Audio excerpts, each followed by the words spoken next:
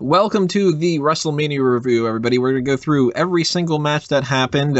Spoiler alert, or I guess just notification, because it's not really a spoiler, but we aren't going to have a whole big conversation about the Rock and Ronda Rousey thing and stuff, because that's its own thing and whatever. But before we get into the pre-show stuff, why don't we just throw a little bit out there about that? What did you guys think about the Ronda Rousey and the Rock segment?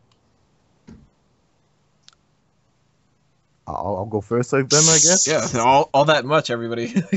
I enjoyed it, but the thing that I thought about that segment was it was a bit too long-winded. I get it that they were like trying to waste time and shit, but that took up like a match on the pre-show. I would much rather saw the tag match than that segment. That segment could have been on the Raw afterwards. But I guess why? I guess Stephanie had to have a WrestleMania moment. And it was nice to see Ronda Rousey in a WWE ring, so it is what it is. I will say one thing. I'm fine with it as long as it leads to something, like it looks like it's leading to The Rock and Triple H in the future, which, that's good. I thought the segment was good. I don't know. Ronda was good. The Rock fucking sucks now when it comes to cutting promos. I want The Rock of old, not this like watered down version of The Rock. That's the only issue I have with it. Stephanie's been on her fucking game recently too. When it comes to anything, whether it's shouting, crying, yelling, like she has just been on her game recently. Ronda, if she somehow is able to wrestle, that'd be fucking awesome. Just for like one match, I'll deal with it. So yeah, the segment was good. Whether, like Sean said, whether it needed to be on Mania or not, depends. But at the same time, it was still a great moment to have on a show. I would like to see a mixed tag match. But here's the thing, will we get it? That is, like, I don't know if UFC would allow her to cut some type of deal with WWE to do one match. Ronda Rousey can get whatever she wants in this world because she has Dana White wrapped around her little finger. Dana White's pretty much got a fucking skull, like a skull crush on her. It's fucking... I say schoolgirl crush. Yeah, it was, and then it's kind of weird because Dana's bold and macho. But here's the thing. The only thing I want to mention about this was if Rousey was somehow able to wrestle one match, how much do you think it would cost WWE to get her? Do you think it'd be Brock Lesnar levels or the Rock levels? No, she's a big wrestling fan. Yeah. Well, she's a big fan, but she's also a businesswoman. She'd probably do it for free, just for the publicity. I don't think she'd do it for free, but... I bet she would. She's a fucking, like... When should we say she's a fan? She's a fucking super fan. She almost had a fit when Seth Rollins turned on the Shield. Like this video footage is about. She's a genuine fan. It's awesome. I could see her having done this thing at WrestleMania for free, but wrestling, I don't know about that. That would be a different story. There are rumors, though, that what they might go with for a different direction instead of having her wrestle in some kind of like mixed tag match or even just a one-on-one would be Rock and Triple H wrestling each other, Stephanie and Ronda Rousey in their corner. That I could see more likely. It's like this. Yeah, we all know wrestling, They even know a lot of stuff they do is unrealistic, like, Brock versus CM Punk. That was a completely unrealistic match. I really, really don't think you'd be able to make a believable 5-minute match out of Ronda Rousey and fucking, I don't know, Stephanie. If Ronda was a wrestling guy, or you mean Brie? Yeah, but that's it's more to do with the fact that Ronda Rousey beats talented women that are trained to kill people in 14 seconds. Yeah. The only thing I'd mention if you were to have Rousey wrestle, if she was able to like go with a China roll and wrestle just like someone of the Authority, or like Seth Rollins or something like that, I'd be down with it. There's an easy story to tell for a mixed tag, though. You have Rock and Triple H doing most of the wrestling, and Stephanie makes a point of trying to constantly avoid Ronda Rousey during the whole match, because Ronda, for weeks and weeks, has been saying, I'm going to fuck you up. And then somehow they spill to the outside, Stephanie's looking onwards and doesn't realize she's behind him. Judo flip, armbar, instant win. Yeah. It's an easy story to build to. It's not hard. And even if it does come down to just some match where they're in the corner, then you're going to get some interference from Stephanie, and then Ronda's going to come in and be like, all right, I'm going to fuck you up because you're trying to interfere. And then The Rock wins. Either way, just wanted to kind of get that out of the way since we weren't going to give that its own segment. But we are going to talk in this part about the first match of the night, which was on the pre-show, the kickoff match, Tag Team Championship Fatal 4-Way. We had the New Day, Los Matadores, and the Usos, or at least Jimmy Uso, against Tyson Kidd and Cesaro. Now, going into this match, they had said that Jey Uso was injured, and they wrote him off pretty much immediately. And Jimmy really saved the day here. He kicked ass in this match. He made it seem like there were two Usos out there to me. Super Kick City, pretty much. He did that spot where he rams his ass into the people in the turnbuckle. He did that to all four. That was cool. Yeah. There were two Usos out there at one point, though. Well, at one point, yeah. But I mean, throughout like the entire thing, like he carried his own weight and the missing Jey. No, he was out of ringside the entire time. What are you talking about? They brought him to the back. Yeah, there was clear footage. Oh, they did? My bad. Yeah. You know, you're meant to like the whole story of the match before you review it.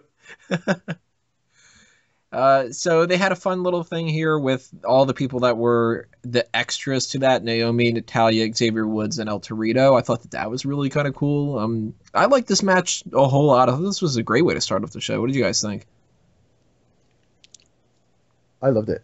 I loved it too. I thought it was fucking great. I thought it was the best fucking pre-show ever. I think a lot of us thought it was going to be an early contender for match of the night. Mm-hmm. Yeah. I mean, we would eventually be proven wrong. We actually ran a poll in the Mega Maniacs group asking people what their match of the night was, and not a single person actually voted this match, which I think is kind of a travesty. This is a fantastic match. It really didn't have too much psychology to it or anything. It was a bit of a spot fest, but it was very, very fun. Every team felt like they had their place there, even the Matadors. It was cool. I was happy for them all. The only reason why I could think people say this wouldn't be match of the night was either they didn't see it or that they just didn't believe it got enough time, because I don't even think it got back around 10 minutes or something like that, which, that's just what they got to work with, but they sure used that 10 minutes that they got, and they used the most of it. It was a fantastic match, and like you guys said, it was a great way to start off the show. Yeah, we know what that's the biggest shame is that not all the people were in their seats in the crowd. Yeah, that's the only not issue with everyone it. was there for that match. Yet they still got a huge reaction where it didn't really seem like there was missing people, which goes to show how well they did. When this initially happened, I said this is going to be match of the night. I was very surprised anything topped it. So hats off to all of these guys. The only critique I had was probably sometimes it was too much of a clusterfuck, but it was still entertaining. Also, one thing I wanted to point out is just like these 4-team tag matches that have been on the pre-show the past couple of years. They've kicked ass and have been on point with like some of the better matches on the night. So kudos to the teams who have been involved the past 2 years when it comes to these tag matches, because they've been fantastic and they've been fun to watch. And it puts emphasis that you need to watch the pre-show because you're going to see great wrestling on it no matter what. Was this the match where they debuted the giant swing and the dropkick combination with Tyson Kidd and Cesaro? Did they do that? They've done that a few weeks. They've done that for like about a month now. It's the only first time I saw it. Oh, I thought it was pretty damn fucking cool. One cool move that happened in this match that I don't remember seeing before, but I'm pretty sure they've done it somewhere, at the very least on like live shows and stuff, was the powerbomb backstabber combo that they did. Los Matadores did that on Kofi Kingston. Yeah, that move looked nasty as fuck. Mm-hmm. That looked like that would have been a hell of a finisher if Los Matadores could be somebody that could finish a match, If they do keep doing moves like that, they fucking can. Do you think they could do a heel turn? Yeah. I think that they could. Just make him Epico and Primo again. New Day's turning heel. They have to turn heel. They turned green, apparently. I do like the very beginning of this when, it's bright as hell. Like, we can barely see anybody who's coming out and stuff like that. And Big E's cutting his promo at the beginning of the New Day thing, and he's like, we're so filthy. We're going to get so filthy. We're going to need to take a shower. A great way to start off WrestleMania by saying you're fucking dirty. Yo, check out my stink. Like, I don't get their promos at all, but I fucking love New Day for just how ludicrous they are. Oh, wait. He's going to take a shower. That's why he walks out with a towel. Maybe. So it makes sense now. Give that to Mark Henry. Also, New Day sucks.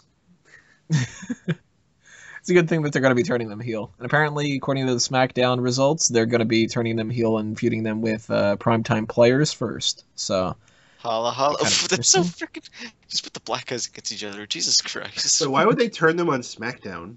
What the fuck? Because that's where they debuted him. and I guess they figured there's not going to be enough time on Raw. More important things. Yeah, there's a hell of a lot more important things right now. So. Oh yeah, and the right team won. Oh, Yeah. of course, yeah. No, yeah. Tyson Kidd and Cesaro, they're gonna have those titles for a little while, especially since the Ascension are fucked for the next while. So. Mm-hmm. Now, do you guys think it's going to be Lucha Dragons that takes it from them? Yep. I've said it on the post show. I believe the Lucha Dragons will take it off them eventually. I don't know, because I think Cesaro and Kidd are a little too over right now. I think Lucha Dragons need to just kind of do their things separately. You can have virtually two things going on in your tag division. You got Lucha Dragons doing what they're doing and Cesaro and Kidd doing what they're doing, and have that going all the way through the summer. You know what they haven't done in a while? They haven't done like some type of tag team tournament. That'd be Yeah. cool. I think somewhere down the line, or even better, as a way to lead up to SummerSlam, just have like tag team qualifier matches on some of the pay-per-views if you don't have enough things to book, and you just build up those feuds individually. I'd be down for that. And they could throw a couple makeshift tag teams together, too. Like maybe they always Ryback do. and Eric Rowan together. Oh God, no! Why not?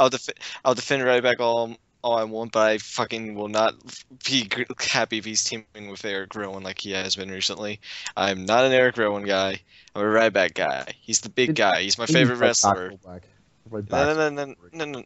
Listen, I'm ready for Extreme Rules, but come on, you can't just do that. That's Maybe R-Truth can be in a new tag team. I don't know. I don't think there's another African American you could fucking put him. He doesn't have to be. It's not like that's a I rule. know, but it's our truth. I'm sorry, I'm making that joke too much tonight, but you know they've always put makeshifts, and even if you want to, they won't. But if you want to, they could even just bring up some team from NXT just for like a simple qualifying match or something like that. Have like one of those teams have a tournament down there to be put in this tournament on the main roster, kind of like with what they do with the Royal Rumble spot that they've done for the past couple years. I'm down for that. If they keep doing more matches like this, I'm down for anything in the tag division because this match was really a great way to start off this pay-per-view.